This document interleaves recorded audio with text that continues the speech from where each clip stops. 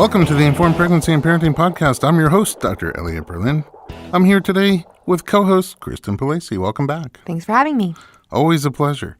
Today we're talking to a person for whom there is no single title that would come close to explaining the depth and breadth of what she does. She is a renowned doula, wellness, and women's empowerment coach. She has been featured in Us Weekly, Allure, Women's Health, and Cosmopolitan, all of my favorite magazines. Plus, wellness websites and motherhood blogs, including Well and Good, Chalkboard, The Bump, and Modern Mom. She's authored the very popular pregnancy book, The Mindful Mom to Be. Lori Bregman, welcome to the podcast. Thanks for having me. Oh my goodness, I've been trying to have you forever. You're just always at a birth. I know, it's crazy. And I actually slowed down, which is... You used to be always at a birth plus. Yeah, on steroids. And then some.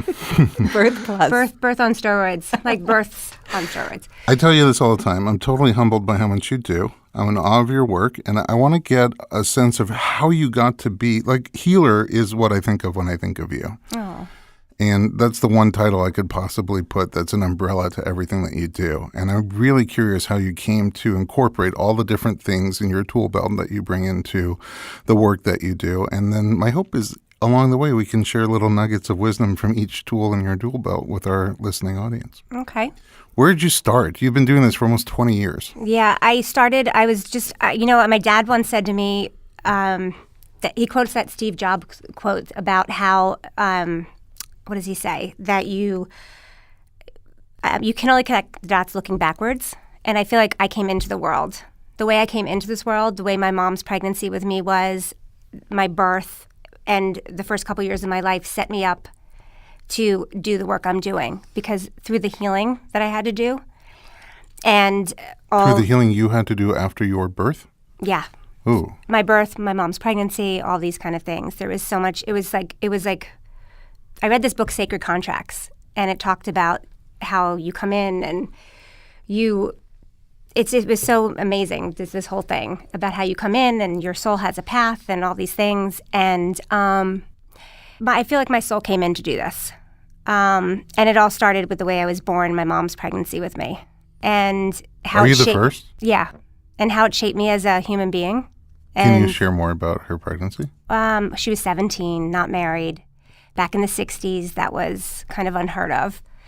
And she got not forced, but it was basically like she wanted to put me up for adoption. My dad said, you're going to have this child. Either I'll raise Lori, or I'll either raise her, or, but you're not having, or we'll get married. And so her parents and his parents talked, and they got married. And she went into depression. I think she probably tried to do some things to not have me. And so I came into the world with an imprint. Oh, you're saying that all happened before you were born? Yeah. Like when she found out she was pregnant? Yeah. So I came into the world with an imprint. Once I did some deep healing work on myself, I was in hypnotherapy, and I came up with this imprint of I felt like a burden, didn't deserve to exist, and felt unlovable. And I was like, whoa, where's this coming from? That's after you did hypnotherapy? During my hypnotherapy session. How old were you when you started exploring that? I think 25. Okay. I started doing all this deep work on myself. And it was the theme that was running my life. Now, I had didn't know anything about my birth or my mom's pregnancy with me. At that point? Mm-mm. And do you have siblings? Yeah. From the same one, younger. Couple? One younger sibling? Oh, two younger. Okay. One younger full brother from my mom, and then I have a ton of brothers and sisters from, my dad and my stepmother. I got it. Okay. So, it was through hypnotherapy I realized that this imprint that I came into the world from was this huge wound that was running my life, and I was making all my choices from that place. Mm-hmm. So I started doing all this work and trying to figure out where this came from. And around the same time, I was taking my doula training, and I was a prenatal massage therapist and was working on everybody in Hollywood, and taking my yoga teacher training and doing all these different things. And that's in your 20s? Yeah, 20s, late 20s, early 30s. And you were already exploring pregnancy, mm-hmm. and then you found out about your mom's pregnancy? Well, when I was in my training, this is why it was so weird, because when I was in my training, Anna Veerwald. Yeah. She was my teacher. Yeah. And she's One of the pillars. she's amazing. She's incredible. So she said to me, she said to all of us, there's a reason you're here. Like you don't pick this kind of work if something, and that kind of, I just had this aha moment, but I didn't know what it was. But just as a footnote, in context, 20 years ago, because now we're in Los Angeles, there's doulas on every corner, right? But 20 years ago, there weren't. And in big parts of the country, you say the word doula and they still don't even know what you're talking about. Right. So at that time, when somebody's driven to become a doula, especially, there's something pushing you into that weird out there field. Yeah. I was, everything I was doing was when I was studying with all these healers and I was taking my doula training, and I was not doula training, but prenatal, when I was taking massage therapy, I was like, I've got to gear this towards pregnancy, and I'm going to gear my yoga towards pregnancy, and I'm going to, all this healing work. I'm like, oh, can I do that with pregnant women? And it was just, I didn't know where it was coming from. And then I did this work with the hypnotherapist, and I went back and she's like, let's get to the root and see where this came from. And boom, I went back into the womb. Ooh. And I started having a panic attack in the session, and I couldn't breathe. And she took me out of the session and said, I think you should talk to your mom about her birth. And so my mom just started crying, and she said, the fact that you survived that pregnancy, your soul was so meant to be here. And she told me about her birth. And, in the 60s, nobody was allowed in the room. She was in the room with other people, and she was scared and crying. And she was crying for my dad. And they put her to sleep and pulled me out. They literally put them, at that time, people to sleep. And I was pulled out with forceps. And then they took me I was in an incubator because I was so small for like 5 days. Were you early? I don't think, no, I was just, she didn't really eat very much. Just small. Oh, she didn't eat very much. Yeah. And back in the day, they smoked. Right. So that was, she kind of told me all about, some stuff with the pregnancy and everything. And then I got to the root of it, and I found what was going on, and I started doing a lot of healing work. And I became obsessed with womb psychology and all Thomas Verney's books and Michael Odian and all those books. And I try to share that with my clients in a way that doesn't freak them out. So I do believe that the more supported, the better that you feel, the women feels, it does affect that child.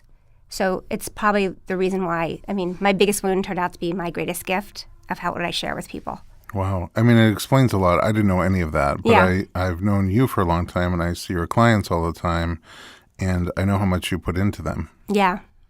And I'm very invested with my people. I'm a doula, and I feel bad about myself compared to you on how much you put into them. And it's You're doing a 90 million other things. I'm doing some other things. Seriously. Some other one or two. Oh, yeah, Yeah. you're one to talk, Kristen. You're a doula, became a mother. You graduated chiropractic school in 5 days. And what else are you doing?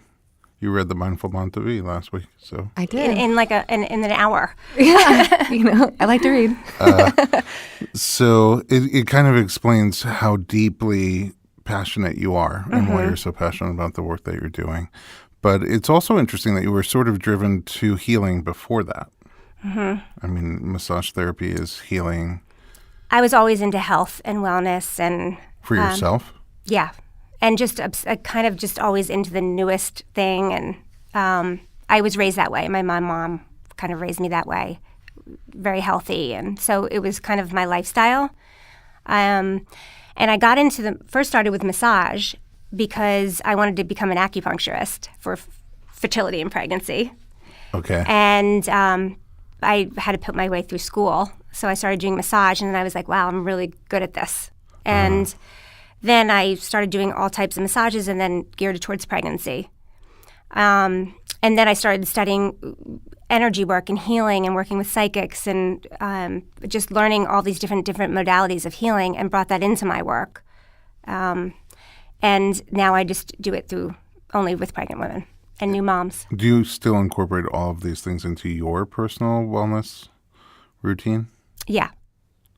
So you still do yoga, but you also use nutrition and herbs, and it's sort of amazing how much you know about food and how you can use natural food for its healing power. Yeah, and everybody's different. So that's my big thing is I take so much time with my people because I like to see, you treat them all like you do. You have a million people coming through your office, and each one of them is so different that Right. what works for one might not work for another. And, you get to really, like, go into their psyche and see who they are. As you're even talking right now, I'm thinking about some of the clients we work on together and how broad, the spectrum is Yeah. in terms of how holistically minded they are or what they want out of their pregnancy or birth. But you seem to really be able to help them, wherever they want to be. Yeah, and some people just want to more skim this, the surface, and you can't push somebody further than they're willing to go, but you can, support them where they're at and plant little seeds and, Yeah, and I feel like she's really ahead of her time too, because right now there's so much science about thinking about or studying what if the baby, now they're talking more if you see commercials like, play music for your baby, they can hear you. It's becoming something more talked about, I think, in mainstream media, but you've been doing it for such a long time, I think that's very interesting. Even massage school, prenatal massages wasn't something that was there's not a big section for it. It's still even if you go today, it's a very small tidbit of what they teach you to how to deal with massage for pregnancy. They don't know much about it. Yeah, I was massaging. That's kind of when I started seeing how much emotionally and mentally and spiritually and this incredible transformation they were going through when I was massaging them, because they would talk to me. And they would be not only about their bodies and what their bodies were going through, but how, like, literally, like a caterpillar is shedding their skin and going into the cocoon and growing these new wings, and they're transforming into something else. And sometimes they don't understand what they're going through. And so much comes up. And so I'd find myself talking to them and helping them through the transition. Well, you end up putting that therapy into massage therapy. Yeah. I sometimes, because the room in my office that I use all the time is room 6, I sometimes feel like I wish there could be a little camera in the face cradle so you can see their face and just hear the things that people say. And like, I learned so much from what people say during a bodywork session. It's just like you're working things out of the muscles, but everything comes out. Yeah. Well, and it's good. That's how when you're doing body work and personally, when they're talking, it's like you're working on their body, but they're releasing all that stuff. So Which you hold in your body. Yeah. And the mind is the body. Every cell in the body can hold thoughts, memories, emotions. And so sometimes that comes out, and it can be a great thing. But sometimes you hear things that are you learn a lot. And so, to that extent, conversations from room 6, I think, would be an interesting... It's a good title for a book. YouTube or a book. Speaking of a book, you have a book, The Mindful Mom to Be. What made you decide to write a book? Well, it's a lot of work. It's kind of like having a baby all by itself. And I'm working on a second one right now, too. So 2 babies. So what made me write that book? Well, from all the years of doing all the stuff I was doing, I created this Rooted for Life program, which was a mind, body, spirit support system through the transition into motherhood. And basically that became my book. And I was working with one of my clients, and she said, "Have you thought about writing a book?" And I'm like, "Actually, I have." And she said, "I have a great agent you should talk to." And I talked to her for about an hour on the phone, and she said, I don't know if you know this, but I'm, 6 months pregnant. Oh, wow. And I read 12 books, and I learned more from you than I did from any of the books. And why don't we do a book proposal? So I said, okay. And so her and I kind of worked on the book proposal, and she took it out to sell. And in 6 days, there was like a bidding war, and I sold the book. No kidding. Yeah. Wow. That's awesome. What was it like to write it?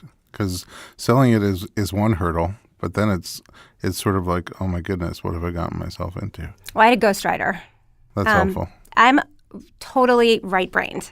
So I free write, and I make apps. Like, I just need somebody to take all my writing and put it into Organize structure, it. because I don't have any structure or organization skills. It's not, and if I try to structure things, I can't do it. Nothing comes out. So as long as I did it that way, it was easy. You got to do your strength, which I have to do the stuff. is taking what you know and feel and love and work with all the time and just spit it out on paper. Spit it out, and I got to create, which was, I like to do. It brought up a lot of stuff for me, like that I needed to go work through. It brings up a lot of insecurity, like who am I to write this book and do all that kind of stuff but with any new thing you do or any next level you get to, there's always an opportunity for growth. So, So you used it as an opportunity to grow. Mm-hmm. Are you close with your mom? Yes, I am now. It took a while? We were always close. She was young. I understand. And also I look at it that I read, like I said, that book, Sacred Contracts, really puts everything into perspective, that it was exactly how it had to be. And I even talk about this in my book, The Mindful Mom to Be, that sometimes what we don't think, there's no such thing as perfect. Mm-hmm. And even in our most imperfect moments, it's actually can be perfect because you're getting what each other really needs. Had I not come into the world this way, I wouldn't be doing the work I'm doing. So, and she did the best she could. She was 17. I can't imagine. I remember being at 17.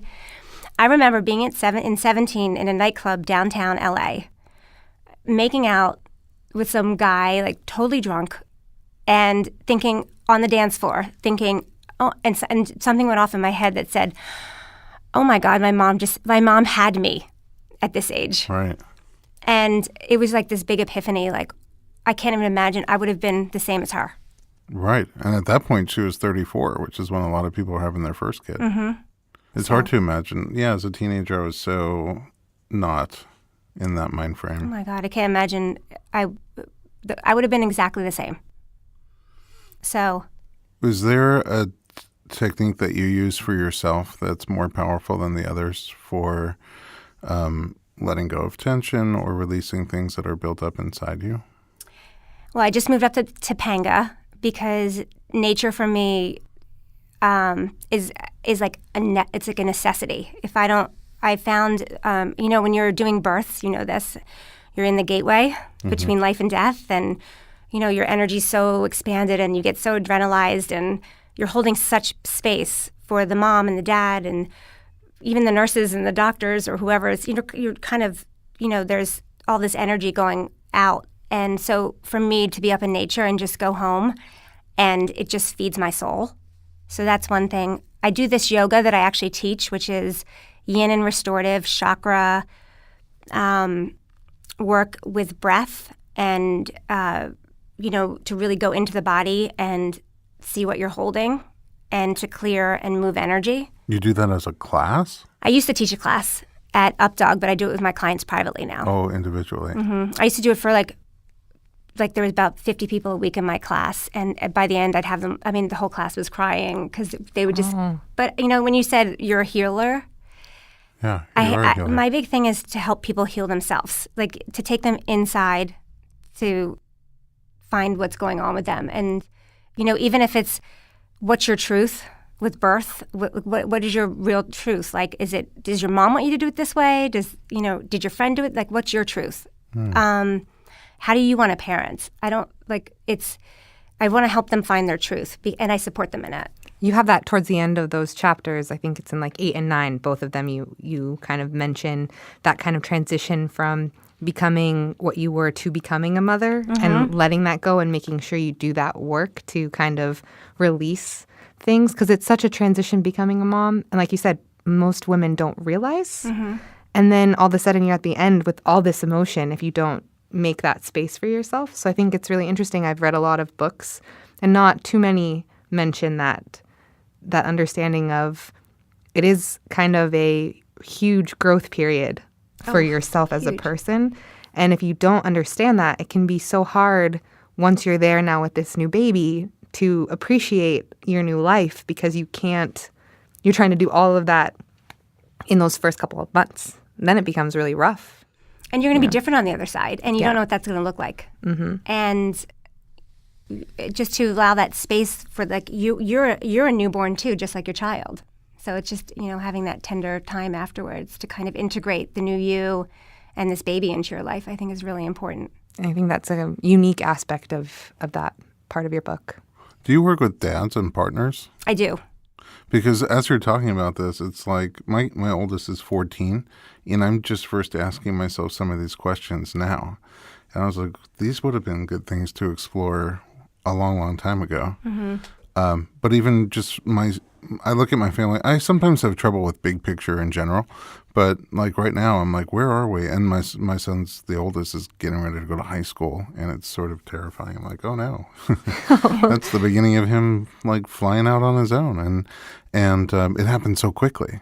And these kind of thoughts and conversations and mind-clearing activities, I feel like would have been so helpful, and still can be today, but would have been so helpful to think about it at the beginning or at 3 months, 6 months, 9 months, 12 months. And that's the other thing about you. You're very unique in the sense that you kind of attach to the growing family, not just for the birth. I think a lot of us as doulas, they have the baby and we check in once or twice and move on to the next one, but you're there for a while. Mm-hmm. How long do you work with your clients? Well, I have different packages, so it depends what they do. Sometimes I've taken people through fertility because I do fertility coaching, and I do this healing and support work, and to get them in a really good headspace and calm and all that kind of things. And then once they get pregnant, sometimes it depends what I do.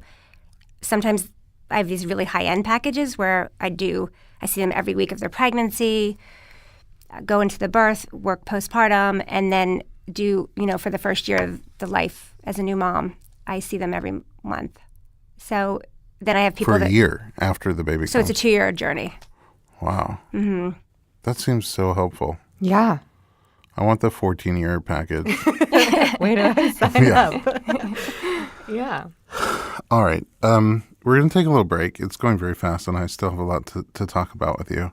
But I sort of want to go through, like, each of these different things that we mentioned that you do and kind of, like, take a little pearl of wisdom out of each one, a take-home practical piece from each one. So after this quick commercial break, come back and join us with Lori Bregman on the Informed Pregnancy Podcast.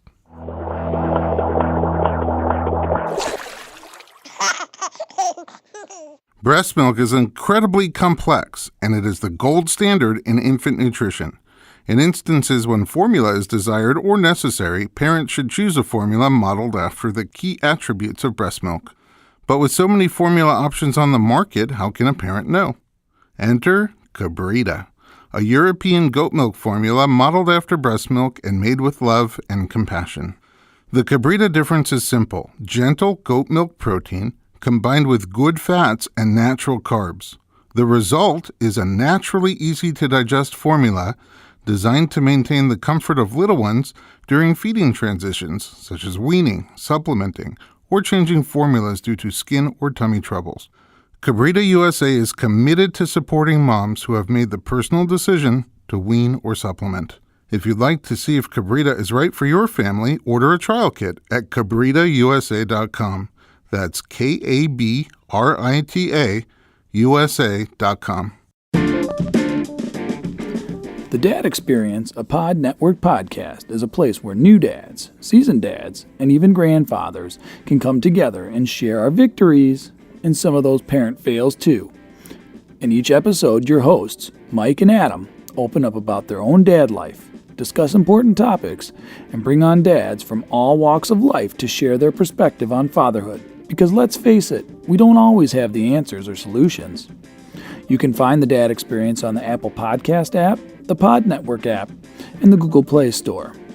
We also want to hear from you, so join the conversation and share an experience with us on Twitter at DadEXP Podcast or on the Dad Experience Facebook page, and help us navigate through all things we call fatherhood.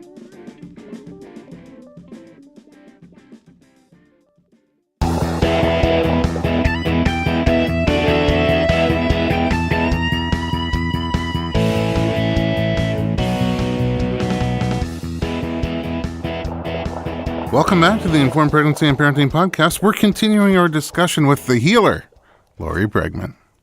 Do you keep track of how many births you've attended? No. Somebody asks me that all the time, and I have no idea. I didn't either. I stopped. I don't know if you know, I stopped going a couple of weeks ago. No, I didn't know. I'm taking a break. What happened? Well, I have a wife, 4 kids, and a dog who I never see. And my son, recently he was like, it would sort of be nice to actually have a dad. And plus you're doing 90 million other things. Yeah, I mean, I work a lot, and I love what I do, and it just, again, I lose big picture sometimes, and so I've made some changes in my lifestyle to be more, not just be home more, but be present more with myself and my family, and then that's why I'm extra interested in all these things, because I grew up total opposite. Like, I didn't even know what yoga was. I thought like only a handful of people do that. And you have to shave your head and sit on a mountaintop. Have you been doing it? No, I haven't gotten that far yet. I thought you were. I'm meditating though. I remember a little bit ago you were talking about maybe getting into it. I did it once and broke a mirror, and I thought that's bad luck. Broke a mirror? Yeah, I walked into this class to kickbox with one of my friends at a gym, but it's a multi-purpose room, and so we didn't see they were doing yoga in the corner, and the guy was like, oh, come over, do yoga with us, and I'm like, oh, no, I'm not the yoga type. He goes, yoga is for everyone, and so my friend wanted to go try it, so they were doing like this upside-down tree sort of thing, and there were like different parts to it. It's like, first get into this position, so I did, and then he's like, and then kick your legs as high as you can.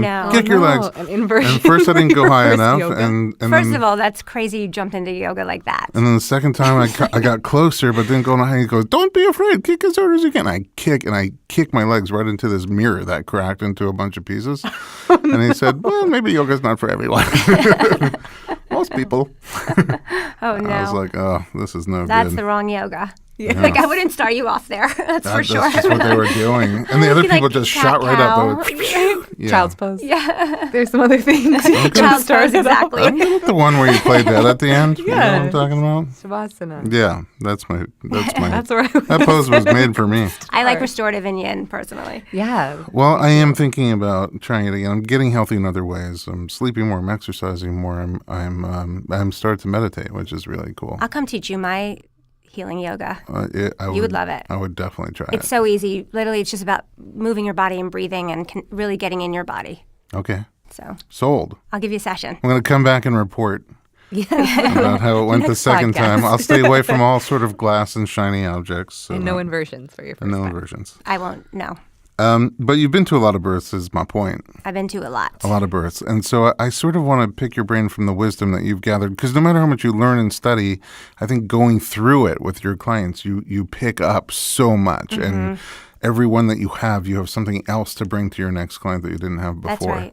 I don't think you never stop learning. You never stop learning. I just did a birth. I did 2 births last week, and I learned something from each one, whether it's something that happened or something a nurse taught me, or I learned from a midwife, or I watched somebody do something in labor, or you learn, or you constantly learn, and that's the beauty of doing this for so long, because your toolbox is so big, because Your tool belt is probably requires 4 people to carry it.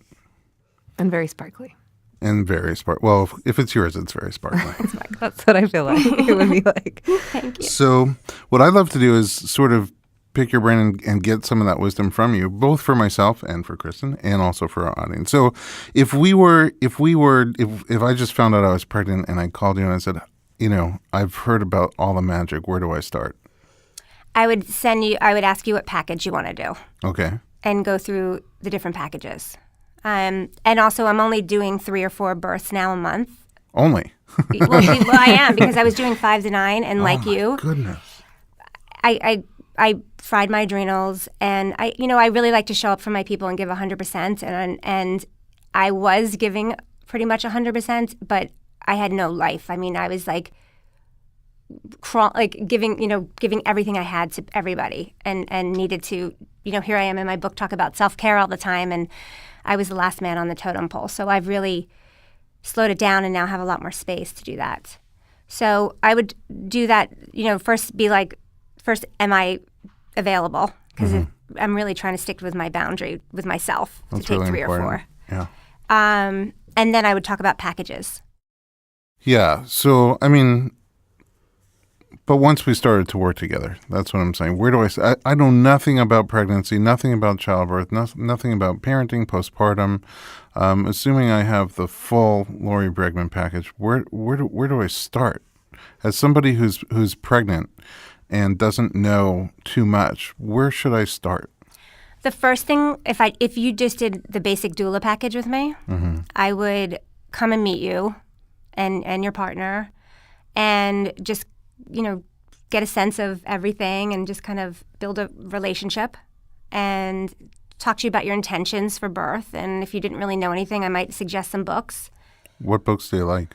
I love Ina May's Guide to Childbirth. Oh, yeah. I mean, I think there's not one of my clients that I don't have read that book because I really feel like it shows you what we're made to do, what our bodies can do, and it really takes the fear out of it and kind of inspires a lot of people. That's a good choice. It depends who they are, what I have them read. If they don't really want to, if they are like more into the psychological, I'll do the Thomas Verney's books, The Secret Life of the Unborn Child. It depends. Different strokes for different folks. Yeah, so some people who are really like cerebral or, more medical, you might suggest other things or things like that. I seriously, literally look at who I'm. That's why I work so closely. So I really look at my person and be like, okay, how am I going to If partners are different, do you suggest different books for different, like the wife instead of the I always partner? I would give them I love the birth partner for men because it's bullet pointed. Yeah. And then it's just easy for them to read. And they really they like it. Yeah, because it's short and they can take what they need. Yeah. Yeah, it's also I think a lot of partners in general don't really understand what kind of role, the power of the role that they can play. I suggest your podcast a lot. Oh, I recommend my podcast all the time. We're on the same page. It's really good. Wow. Yeah. It's like a huge honor that you recommend Ina May and my podcast. I do. I think you have such good information on here. Thank you so much. Wait till you hear the one with Lori Bregman. Oh my God. I can't wait.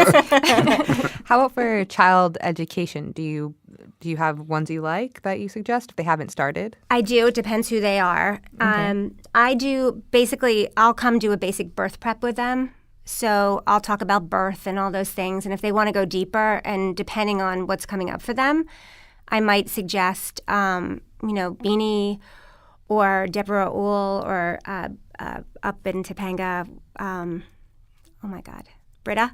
Oh, Britta Bushnell. Yeah. She was on here. I know. She's amazing. Yeah, it's just a whole different approach. Yeah. So it depends who they are and where they want, what level of depth they want to go, or sometimes mine's just enough for them. Okay. You do a lot with nutrition. Mm-hmm. So if I'm a crappy eater, is there a nutritional starting point? I have you do a food log. Ooh, God. And this is It's a lot of something paper. that in the basic doula thing I don't do, but I will do it if people, so it's like usually with my other packages, I'll start the first session I do is a woman's healthy mom, healthy baby. And we set the foundation for the pregnancy. And I'll look through your diet, your sleep, your stress, your exercise, your vitamins, what you're taking, your cleaning supplies, your body lotion. I look through everything. Oh, wow. Yeah, she does That's a do-it-yourself. Really thorough. Do-it-yourself product cleaner. Well, because you're creating a foundation. And I always say to people, would you build your house on a crappy foundation? You have a choice. So, the things that you put in your body, on your body, you create the foundation for your child to grow from. Do you see clients who are not prenatal? Mm-hmm. So because these things apply to anybody. Well, everything I do. I mean, I use mothers and pregnancy, but really it's life that I bring into that work.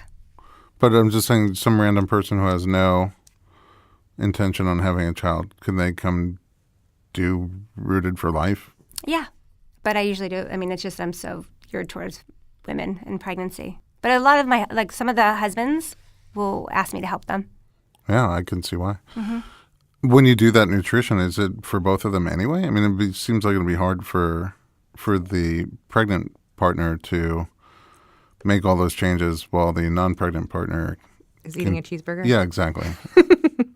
I do it mostly with the pregnant one, but I also don't believe in tweaking the diet too much because you won't stick with it. And as you know, too, during the first part of pregnancy, you have these cravings that are crazy, and you tend to crave what you craved as a child. Mm-hmm. So, I might be in my first trimester.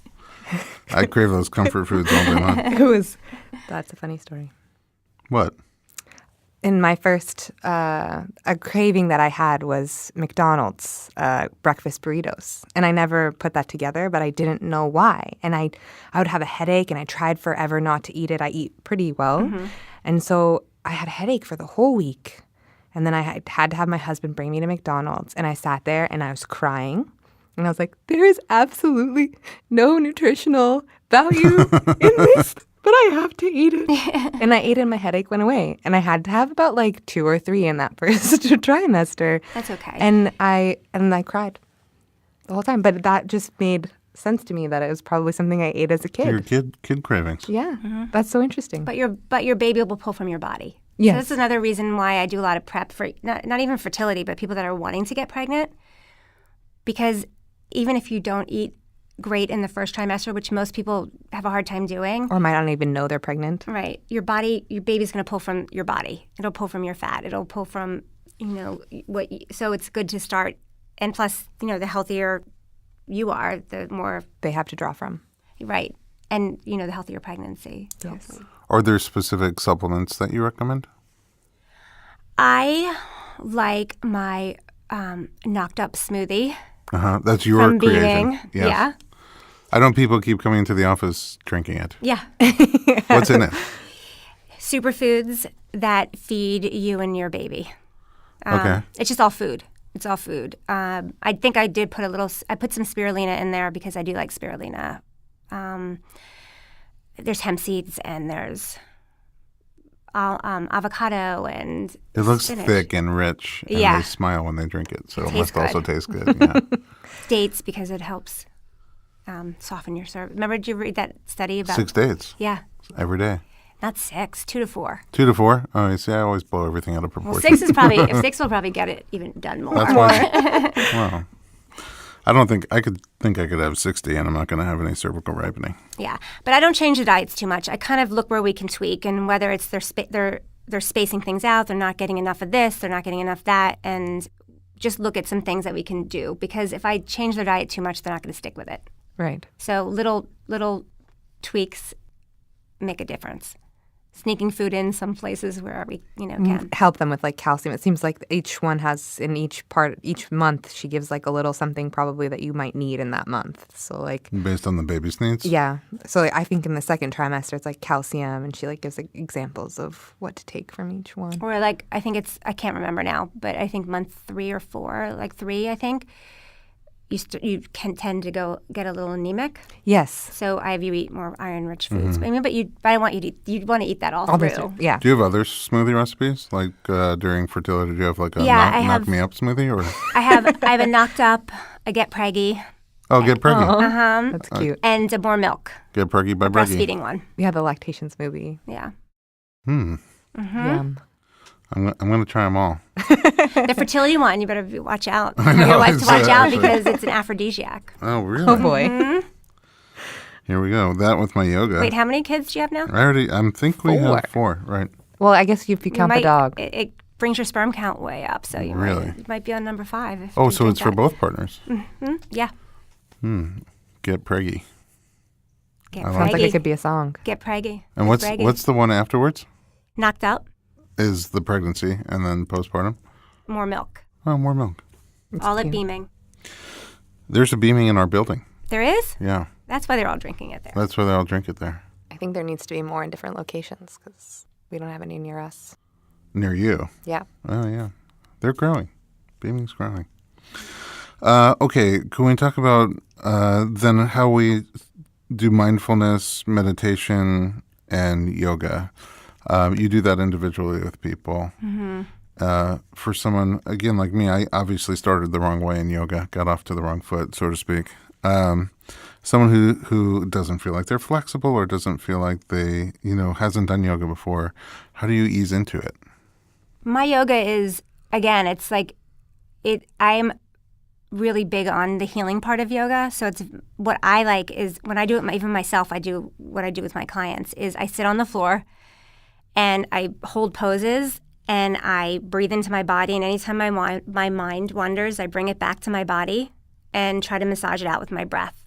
And we'll do certain visualizations. And if I get an image, I'll work with that image.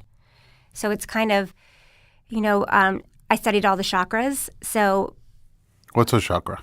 energy channels of your body. You know what energy No, I'm just sharing with the audience. They're energy channels of the body. So when trying to get pregnant, I do a lot of work with the second chakra. With moms, I'll do a lot of work with their heart and, opening up their heart if they're, new moms and breastfeeding, especially because they're hunched over a lot. So we'll do like a lot of that kind of stuff. The yoga I also do is I kind of will bring that into my comfort measures. When I teach comfort measures, that's part of one of my sessions I do if for the basic doula package, because I teach them how to really breathe into their body and sit through uncomfortableness and breathe into it and, breathe it out of your body and then breathe in something positive, breathe out something negative. So you start doing this like deep, slow breathing. The slower you breathe, the calmer you'll be. And, in labor, we always rock and if you think of it, we rock babies because it calms your nervous system too. And so between the deep belly breathing, which I teach in the yoga, and the movements, it's kind of, they start to be able to go into their body and sit. And when you're holding a pose for a really long time and breathing, you want to run. But if you breathe through it, and you work through it, all of a sudden, eventually, it just lets go. That's really neat. That is very neat. You do body work. You've been doing massage therapy. That was sort of your entry. How do you incorporate body work into pregnancy? And then after that, I want to talk about birth specifically. Well, I do prenatal massages. So, is it for you, is it physical? Yeah. Or are you just like taking tight, stiff, achy muscles and No, I'll releasing come with them? my massage table and give them a massage. It's another way for me to build relationship. So the more that I see people, the more I know them, and the more that when we go into the room, to the birth room, I can just watch them and just be so tuned into what's going on without them saying anything, and how to navigate and talk to them. You learn a lot by doing massage with somebody. Yeah, you just build relationship. And the more that they know me and more time we spend together, the more they trust me to let go because they know I have their back. Literally. Yeah. But I mean, for me, because, a lot of chiropractors don't do massage, but during pregnancy, we lose some of our diagnostic tools. Well, you do.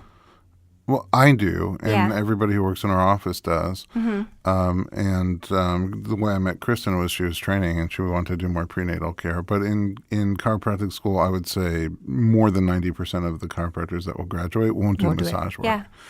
But but especially during pregnancy, it really helps. It really helps with the diagnostic part. You can feel the different parts of the body: neck, shoulders, jaw, hips, pelvis, and see where they're holding on to not just the aches and pains and stiffness that come from how you sit at work or how you sleep on your pillow, but also other things that you hold on from the inside. And you can then also therapeutically release a lot of that with your hands. But it's there's conditioning, because sometimes if I work with somebody all pregnancy long, then we'll be at a birth. I know the body and I know how it relates That's to their right. mind, and how I can just sort of hold a space, hold a spot, and then her whole mind and body will relax from that. So it's powerful in conjunction with the other things that you're doing in a different way than prenatal massage would maybe just be like, oh, you have low back pain, let's work through your QL and your piriformis and your glutes and work it out. What about birth plan? I do a whole birth plan with them. What elements are you looking at in your birth plans? Well, first I do a whole intake. I wrote down every single question that, and I don't really do. We talk about our intentions and stuff with when I do a home birth. But midwives are on. We're not going. It's at home, and we're doing it with midwives, and they're more on the same. If we're doing it at home and on midwife, we're all on the same team. We might plan about like what rooms we want to, like, that kind of thing. But I usually do that with the midwives. So it's more practical. Yeah. And, well, if we go to the hospital, Yeah. I do usually some kind of thing. My plan is not, like, set in stone, that my birth has to be like this. Because the one thing I tell everybody is birth is completely unpredictable. And, to basically our plan is a way for me to educate and to basically say that this is the way I would love my birth to be handled, and I want to be treated and my baby to be treated, and to really teach them about options that they have. And so the first thing I do is I just go through the whole intake form of what the questions the hospitals ask.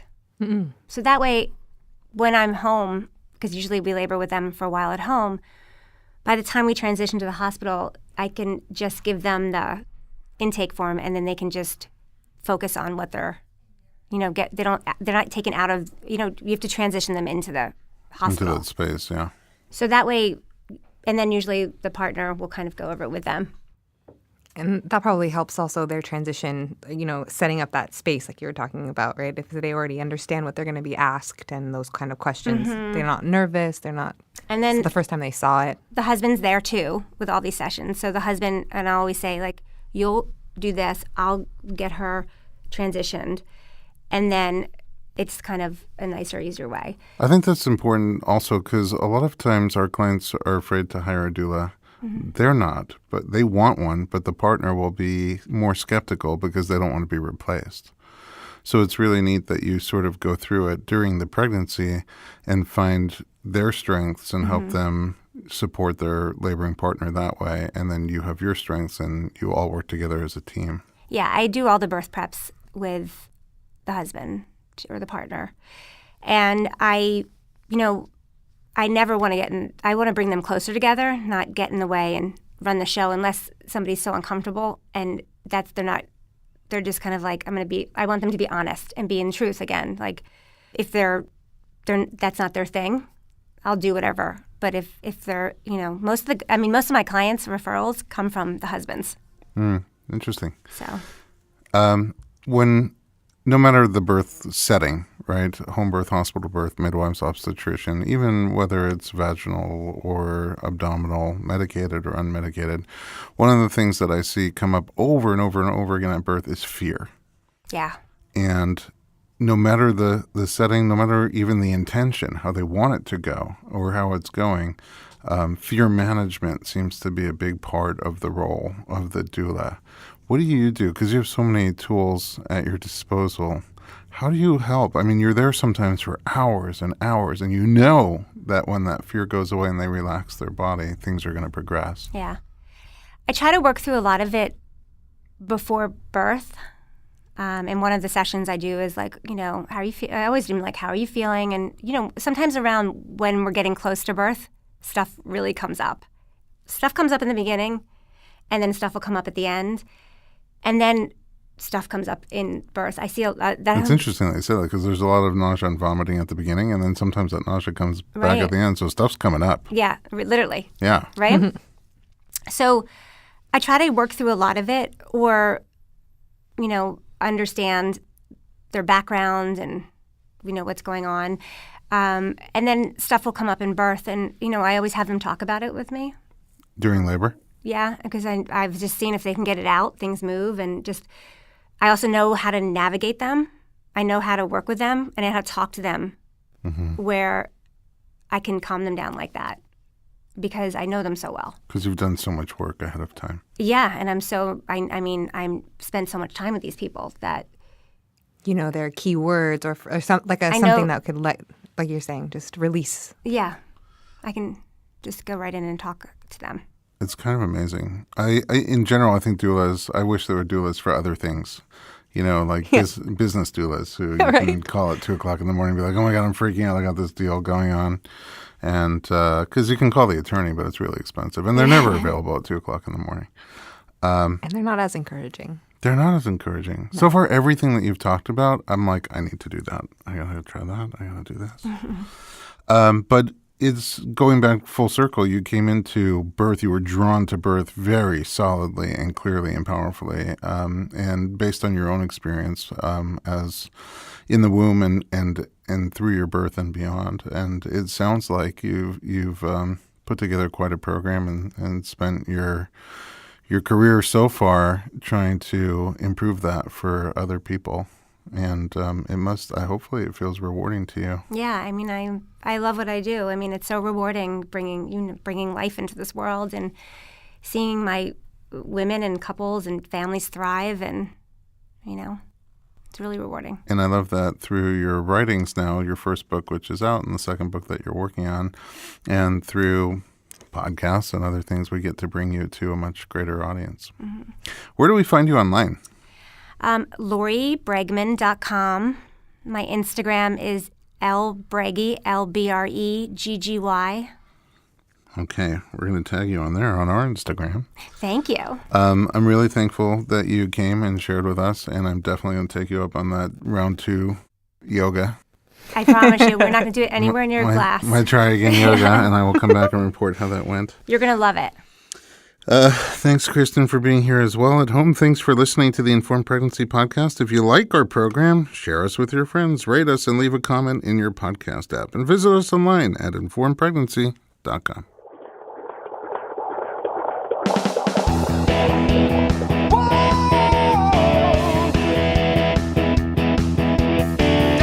Doctor, give me the news. I got